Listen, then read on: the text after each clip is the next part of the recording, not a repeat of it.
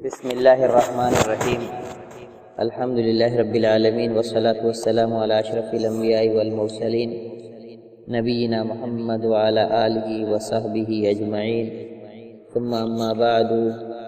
کل کے درس میں ہم نے شیب ابی طالب میں بنی ہاشم اور بنی مطلب کے بائیکاٹ کا واقعہ سنا تھا، اور کس طرح عورتوں اور بچوں کو بھی ان کی روزمرہ کی غذا اور دودھ سے محروم کر دیا گیا تھا کہ گھاٹی کے باہر سے بھی لوگوں کو ان کے رونے اور چیخنے کی آوازیں سنائی دے جاتی تھیں۔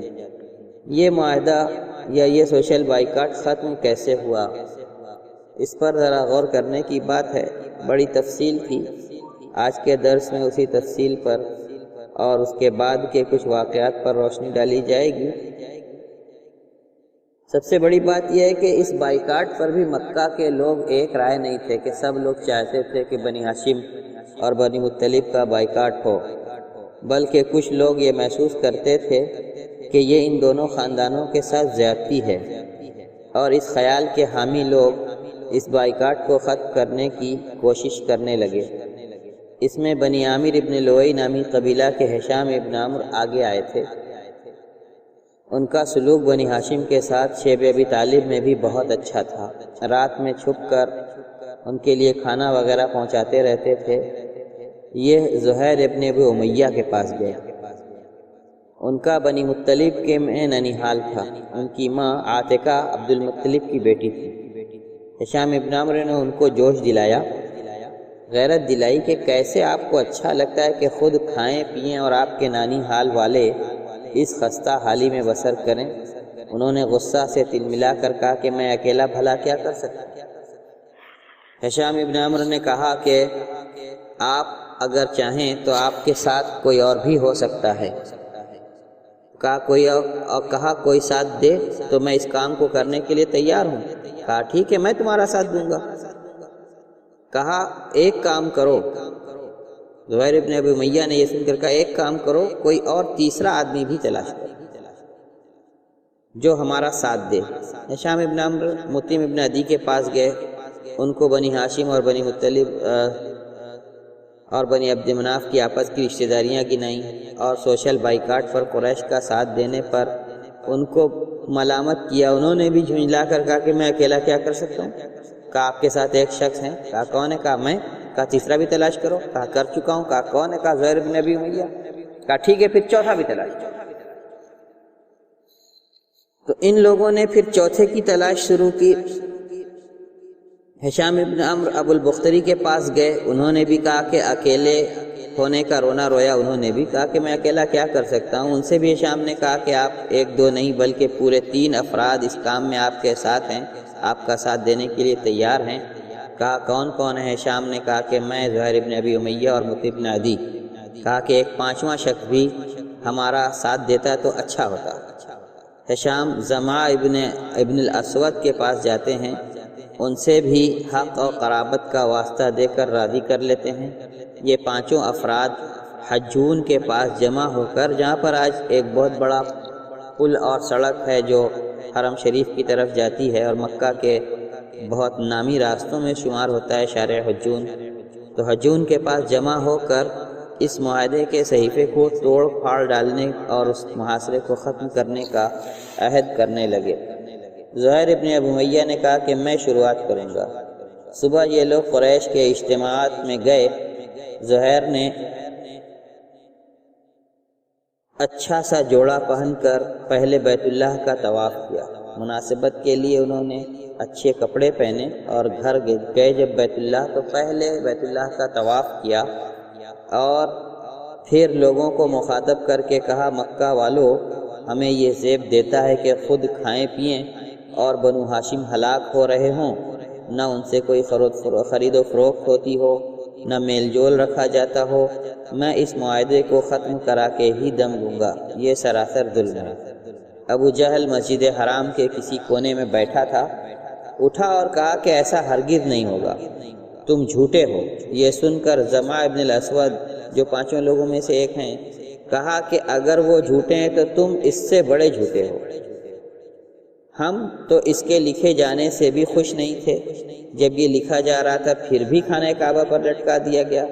ابو البختری بھی اٹھے جو ان پانچوں میں سے ایک ہیں، کہا کہ زما سچ کہہ رہے ہیں، ہم اس عہد نامے کے مضمون اور جو کچھ بھی اس میں لکھا ہے اس سے خوش نہیں ہیں اور اس کو باقی رکھنے نہیں دیں گے۔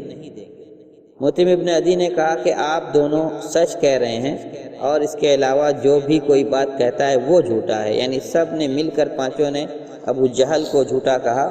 ہم اس صحیفے اور جو کچھ اس میں لکھا ہے سب سے برات کا اظہار کرتے ہیں۔ ہشام ابن عمرو نے بھی ایسا ہی کہا۔ ابو جہل یہ سن کر تمتما گیا، کہا یہ سازش ہے، رات ہی میں اچھی رچی جا چکی تھی، کہیں اور ہی اس کی پلاننگ کر لی گئی تھی۔ اور ابو طالب بھی ایک کونا میں کہیں مسجد حرام میں موجود تھے۔ وہ اس لیے وہاں موجود تھے کہ رسول اللہ صلی اللہ علیہ وسلم کو یہ وحی آ چکی تھی کہ صبح اس بائیکاٹ کے خاتمے پر بحث ہوگی، اور عہد نامے کو تو پہلے ہی دیمک کھا چکی ہے۔ اللہ کے رسول صلی اللہ علیہ وسلم کو بذریعہ وحی یہ بات بتا دی گئی تھی اللہ کی طرف سے کہ جو عہد نامہ کا صحیفہ خانہ کعبہ میں لٹکا ہے اس کو دیمک یا گھن چاٹ چکا ہے اور وہ تقریباً ختم ہو چکا ہے، سوائے اس جگہ کے جہاں اللہ کا نام لکھا ہے وہی باقی ہے۔ چچا ابو طالب کو یہ بات بتا کر انہوں نے بھیجا۔ انہوں نے قریش سے کہا کہ دیکھو میرے بھتیجے نے ایسی ایسی خبر دی ہے، اگر ان کی بات غلط ثابت ہوتی ہے تو میں ان کے اور تمہارے بیچ سے ہٹ جاؤں گا، اور اگر وہ سچے ہوتے ہیں تو تم لوگ ہمارے بائیکاٹ اور ہمارے اوپر ظلم سے باز آ جاؤ گے۔ قریش نے کہا کہ آپ نے تو بڑی انصاف کی بات کی ہے۔ ابو جہل اور ان پانچوں لوگوں کے بیچ دیر تک بحث ہوتی ہے۔ اسی بیچ مطعم ابن عدی اٹھ کر صحیفہ پھاڑ دیتے ہیں۔ ابھی وہ پھاڑنے کے لیے قریب ہی پہنچے تھے کہ دیکھتے ہیں کہ پورا کا پورا صحیفہ گھن چاٹ چکا ہے، صرف اللہ باری تعالیٰ کا نام باقی ہے۔ اس طرح اس بائیکاٹ کا خاتمہ ہوتا ہے۔ رسول اللہ صلی اللہ علیہ وسلم اور بنی ہاشم، بنی مطلب سب شیب ابی طالب سے واپس مکہ آ جاتے ہیں۔ آپ کی نبوت کی اتنی بڑی سچائی سامنے آنے کے باوجود کفار مکہ اپنے شرک پر اڑے رہتے ہیں۔ قریش کا آخری وفد ابو طالب کے پاس، سوچتے ہیں کہ ابو طالب سے آخری سفارت کر لیں۔ رسول اللہ صلی اللہ علیہ وسلم شیب ابی طالب سے واپس آ کر اپنے دعوتی سلسلے کو آگے بڑھانے لگتے ہیں۔ قریش نے اگرچہ بائیکاٹ کا خاتمہ کر دیا تھا لیکن مسلمانوں پر ظلم و ستم سے باز نہیں آئے تھے، ویسے ہی لوگوں کو اللہ کے راستے سے روکتے تھے۔ ابو طالب ابھی رسول اللہ صلی اللہ علیہ وسلم کا ساتھ دے رہے تھے لیکن وہ 80 سال سے بھی زیادہ عمر کے ہو چکے تھے اور برسوں کی مشقتیں اور خاص کر شیب ابی طالب کی تکلیفیں برداشت کرتے کرتے بہت کمزور ہو گئے تھے۔ شیب ابی طالب سے واپس آنے کے کچھ مہینے بعد ہی بیماری نے ایسا جکڑا کہ بستر کے ہو رہے۔ قریش نے سوچا کہ اگر ابو طالب کی وفات کے بعد وہ لوگ محمد صلی اللہ علیہ وسلم کے ساتھ کچھ برا کریں گے تو ان کی بڑی بدنامی ہوگی اور کہا جائے گا کہ چچا کی حیات میں تو بھتیجے پر قابو نہیں چلا، اور جیسے ہی چچا کا انتقال ہوتا ہے وہ لوگ بھتیجے کے ساتھ اس قدر برا سلوک کرتے ہیں۔ اس لیے ان لوگوں نے سوچا کہ ابو طالب کے سامنے ہی ایک اور مرتبہ نبی کریم صلی اللہ علیہ وسلم سے بات چیت کر لیں۔ یہ آخری بات ہی ثابت ہوئی ابو طالب کی زندگی میں۔ اس کے بعد ابو طالب انتقال کر جاتے ہیں۔ چنانچہ عتبہ، شیبہ، ابو سفیان، ابو جہل وغیرہ کچھ دوسرے بڑے سرداروں کو لے کر ابو طالب کے پاس آئے۔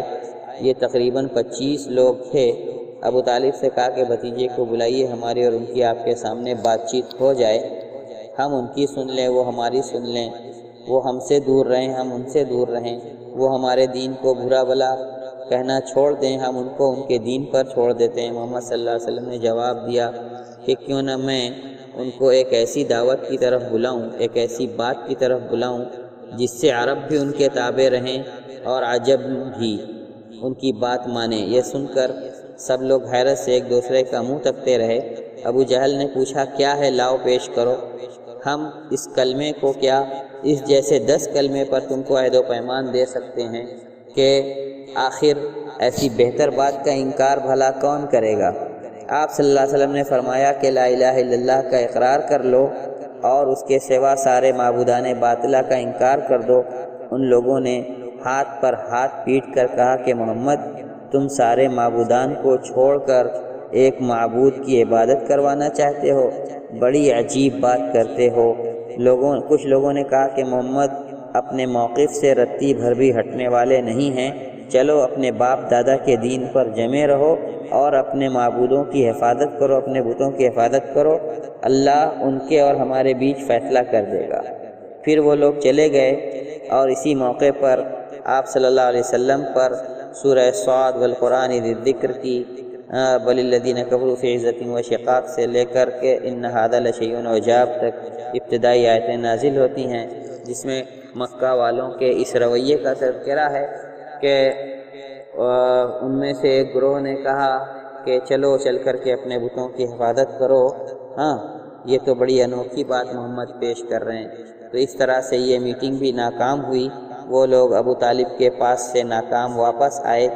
اس کے بعد ابو طالب کی حالت بگڑے گی، اللہ کے رسول صلی اللہ علیہ وسلم ان سے کلمہ کے لیے درخواست کریں گے کہ پڑھ لیں، لیکن وہ آپ کی بات نہیں مانیں گے۔ اس کے بعد خدیجہ کا اور کچھ اور آپ کے اقربا کا انتقال ہوگا، جس کا آپ کو مسلسل غم پہنچے گا، اور اسی لیے نبوت کے اس سال کو جو کہ نبوت کا 10واں سال ہوگا، عام الحزن یعنی غم کا سال کہا جاتا ہے۔ عام الحزن کے واقعات پر انشاءاللہ